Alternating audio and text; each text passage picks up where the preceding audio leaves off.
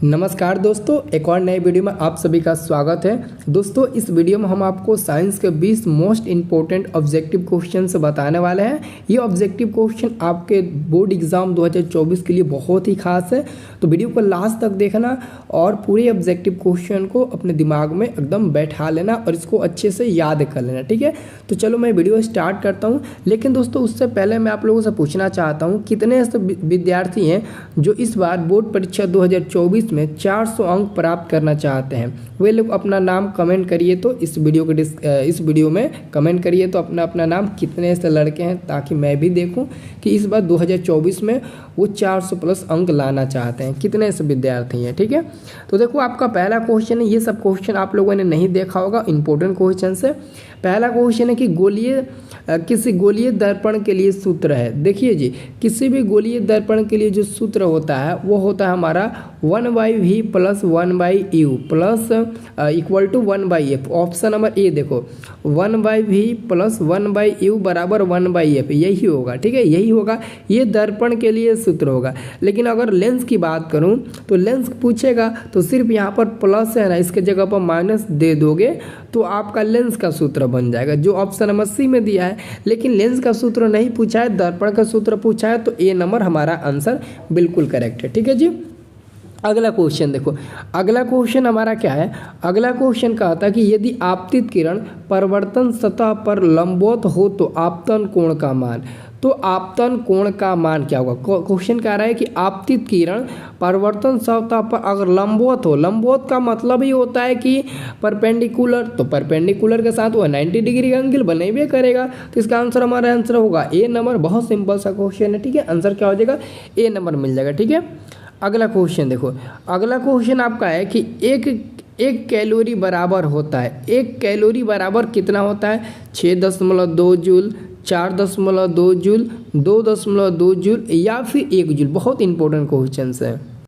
तो हम लोग का आंसर क्या हो जाएगा? तो हम लोग का आंसर होगा ऑप्शन नंबर 4.2 जूल। देखो, एक कैलोरी बराबर होता है मैक्सिमम 4.18 के बराबर होता है, लेकिन 18 को डायरेक्ट 2 कर दिया है, कोई बात नहीं है, आप लोग देख लेना। लगभग 4.18 के बराबर होता है, तो हम लोग मानते हैं वो 4.2। ठीक है, यानी कि 4.20। ठीक है, तो याद करना सी नंबर वाला। अगला क्वेश्चन है कि एक अवतल लेंस के सामने एक वस्तु रखी है, निर्मित प्रतिबिंब। तो देखो, जब हम आपको कल ही बताए थे और प्रकाश के अपवर्तन में ये क्वेश्चन, कि जब भी अगर अवतल दर्पण आए तो समझ लेना कि अवतल दर्पण में हमेशा काल्पनिक प्रतिबिंब बनता है। तो काल्पनिक प्रतिबिंब के साथ साथ सीधा भी बनेगा, तो हमेशा वास्तविक बनेगा नहीं, ये तो 100% गलत है, क्योंकि इसमें वास्तविक बनता ही नहीं है। हमेशा उल्टा बनेगा, ये भी नहीं है। सीधा या उल्टा हो सकता है? बिल्कुल नहीं हो सकता है। सीधा या उल्टा उत्तल लेंस में हो सकता है, लेकिन अवतल लेंस में नहीं। तो अवतल लेंस में हमेशा सीधा प्रतिबिंब बनेगा, हमेशा सीधा। ऑप्शन नंबर डी होगा। ठीक है, अगला क्वेश्चन है किस युक्ति में विभक्त वलय दिक् परिवर्तन का कार्य करता है? तो ऑप्शन नंबर ए होगा विद्युत जनित्र। विद्युत जनित्र ऑप्शन नंबर ए होगा आपका। ठीक है जी, अगला क्वेश्चन देखो। अगला क्वेश्चन 6 नंबर है। ये क्वेश्चन है कि सामान्य दृष्टि के वयस्क के सुस्पष्ट दर्शन की अल्पतम दूरी लगभग होती है। तो अल्पतम दूरी 25 सेंटीमीटर मापते हैं। 25 सेंटीमीटर हम लोग लेते हैं। कितना? 25 सेंटीमीटर। 2, 5, C और M सेंटीमीटर। ठीक है, सेंटीमीटर, चीफ मिनिस्टर मत कर देना, सेंटीमीटर होगा 25। ठीक है, अगला क्वेश्चन है 7 नंबर। ये प्रश्न है कि निकट दृष्टि दोष के उपचार में किस लेंस का प्रयोग किया जाता है? तो निकट दृष्टि दोष के उपचार में हम लोग अवतल लेंस का उपयोग करते हैं। किसका? तो अवतल लेंस का हम लोग उपयोग करते हैं पाजी। ठीक है, अगला हमारा क्वेश्चन है कि किसी क्षण चुंबक के अंदर चुंबकीय क्षेत्र रेखाओं की दिशा क्या होती है? तो बहुत लोग इसका आंसर याद रखते हैं उत्तर से दक्षिणी ध्रुव, लेकिन इसका करेक्ट आंसर होगा ऑप्शन नंबर बी, दक्षिणी ध्रुव से उत्तरी ध्रुव। आंसर क्या होगा? करेक्ट होगा ऑप्शन नंबर बी, दक्षिणी ध्रुव से उत्तरी ध्रुव। ठीक है, अगला क्वेश्चन आपका है कि एक वोल्ट मीटर का प्रयोग मापने के लिए किया जाता है। अच्छा बताओ, वोल्ट मीटर का प्रयोग हम काची मापने के लिए करते हैं जी। वोल्ट मीटर का उपयोग हम क्या मापने के लिए करते हैं? विभवांतर मापने वाले यंत्र को क्या कहते हैं? तो वोल्ट मीटर कहते हैं। तो बक्का आपका वोल्ट मीटर होगा। क्या होगा? वोल्ट मीटर होगा कि नहीं जी? वोल्ट मीटर होगा ना, आप लोग बोल नहीं रहे हो। अगला क्वेश्चन है आपका 10 नंबर। ठीक है, कि विद्युत का सबसे अच्छा चालक है। विद्युत का सबसे अच्छा चालक क्या होता है जी? चांदी होता है। विद्युत का सबसे अच्छा चलक क्या होता है? चांदी होता है। इसमें बहुत लड़के कन्फ्यूजन हो जाएंगे कि सर जी एक वोल्टमीटर का प्रयोग मापने के लिए किया जाता है। तो मैंने आपको बताया था ना कि विभवांतर को मापने वाले यंत्र को क्या कहते हैं? तो वोल्टमीटर कहते हैं। ये हम आपको बताए थे, ठीक है। तो याद रखना। 10 नंबर हो गया। 11 नंबर क्वेश्चन है कि विद्युत हीटर का तापीय अवयव होता है। तो टंगस्टन का होता है ना जी। किसका होता है? टंगस्टन का, फिर नाइक्रोम का। तो नाइक्रोम का होता है। किसका होता है? तो नाइक्रोम का होता है। आंसर मिलेगा डी नंबर, ठीक है। अगला क्वेश्चन देखो। अगला क्वेश्चन है कि डायनेमो से किस प्रकार की धारा प्राप्त होती है? तो देखो पाजी, डायनेमो से दोनों धारा प्राप्त होगा। डिस्ट धारा, प्रत्यावर्ती धारा, यानी कि डीसी। डिस्ट धारा मतलब कि डीसी डायरेक्ट करंट, प्रत्यावर्ती धारा मतलब कि एसी जिसको अल्टरनेटिव करंट बोलते हैं। तो दोनों प्रकार की धाराएं डायनेमो से प्राप्त होगा। क्यों? क्योंकि ये डायनेमो है, आपका बैटरी नहीं है। बैटरी रहता तो बैटरी में सिर्फ डायरेक्ट करंट प्राप्त होता है, लेकिन यहाँ से दोनों प्रकार की धाराएं प्राप्त होगी। अगला क्वेश्चन है हमारा 13 नंबर। ये प्रश्न है कि एक मीटर फोकस दूरी वाले उत्तल लेंस की क्षमता। देखो 1 मीटर फोकस दूरी वाले उत्तल लेंस की क्षमता ऑलरेडी मीटर में दे दिया है, क्षमता पूछ रहा है। तो पक्का हमारा क्या होगा? ऑप्शन नंबर बी होगा, 1D होगा। क्यों 1D होगा? क्योंकि लेंस हमारा उत्तल है। अगर अवतल लेंस रहता तो हम लोग ऑप्शन नंबर बी पर टिक लगाते, ठीक है। सॉरी, ऑप्शन नंबर ए पर टिक लगाते, लेकिन लेंस हमारा उत्तल है तो आंसर हमारा बी नंबर मिलेगा, ठीक है। अगला क्वेश्चन है कि मानव नेत्र जिस भाग पर किसी वस्तु का प्रतिबिंब बनाता है, यानी कि प्रतिबिंब वस्तु का प्रतिबिंब है, वो भाग कौन सा है? तो वो भाग होता है दृष्टिपट है। लेकिन आप कहोगे नहीं सर जी रेटिना होता है। चलो कोई बात नहीं, इसका एक और नाम होता है रेटिना। इसका एक और नाम क्या होता है? रेटिना होता है पाजी, ठीक है। तो याद रखना आप लोग रेटिना भी, ठीक है। चलो अगला क्वेश्चन आपका है 15 नंबर। ये प्रश्न है कि किसी कुंडली का प्रतिरोध ज्ञात करने का सूत्र। तो आप लोगों ने ओम का नियम याद किए होंगे।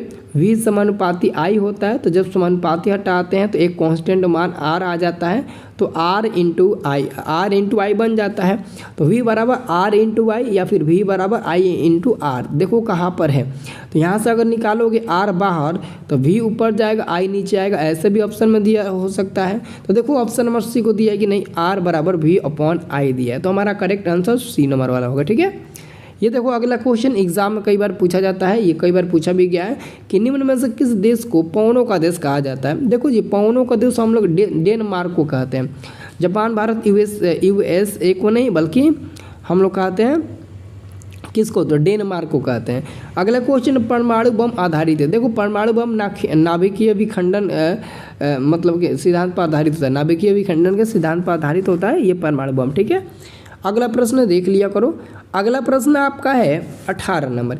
ये प्रश्न है कि अमोनिया को ऑक्सीजन में जलाने पर गैस मतलब कि गैस बनती है। अमोनिया NH3 को अगर हम ऑक्सीजन यानी कि O2 के साथ अभिक्रिया कराएं तो क्या बनेगा? तो यहाँ पर पक्का नाइट्रोजन गैस बाहर निकलेगा। क्या निकलेगा जी?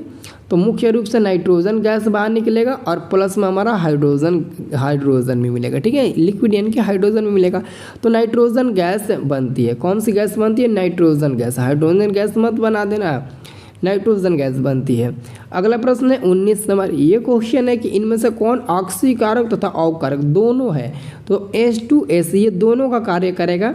ऑक्सीकारक और अवकारक ये दोनों का काम करेगा, ठीक है। और अंतिम आपका प्रश्न है जी 20 नंबर। कोई विलयन लाल लिटमस पत्रों को नीला कर देता है तो इसका pH मान संभवतः होगा। तो देखो इसका pH मान होगा आपका 10। अब देखो बहुत लोगों को कन्फ्यूजन हो जाता है कि सर जी हम कैसे पहचान पाएंगे? तो देखो पहचानने का 2 तरीका है। एक तरीका है आपको याद करना पड़ेगा कि जब भी लाल लिटमस पत्र अगर नीला करेगा तो उसका अम्लीय विलयन का मान जो उसका विलयन का मान होगा वो क्या होगा? क्षारीय होगा। और क्षारीय विलयन का pH मान हमको पता है कि 7 से ज़्यादा होता है, तो 7 से ज़्यादा 10 है, ठीक है। और दूसरा तरीका यह है कि देखो हम लोगों को पता है कि अम्लीय विलयन का मान 7 से कम होता है और क्षारीय विलयन का मान 7 से अधिक होता है, और उदासीन विलयन का pH मान 7 होता है। तो 7 तो इसमें कहीं नहीं दिया, चलो छोड़ दो। लेकिन 5, 4, 1 ये ध्यान से देखोगे तो 7 से कम है, तो 7 से कम अम्लीय विलयन का pH मान कहलाएगा। और एक साथ तो कभी 3 आंसर होगा नहीं, ये तो 100% असंभव है। इसलिए हम आंसर देते हैं ऑप्शन नंबर डी को। और बिल्कुल हमारा करेक्ट आंसर हम लोग जानते हैं, लेकिन फिर भी मैं आपको बता दिया ताकि आप लोग इस मतलब कि ट्रिक से भी समझ सकते हो, ठीक है। तो आप लोग बताओ कितना क्वेश्चन याद था आप लोगों को, ठीक है। और चैनल को सब्सक्राइब करना ना भूलिएगा, आपको हमेशा क्लास करने को मिलेगा। सब लोग इस चैनल को सब्सक्राइब कर लेना, ठीक है, जो लोग नहीं किए होंगे, ठीक है।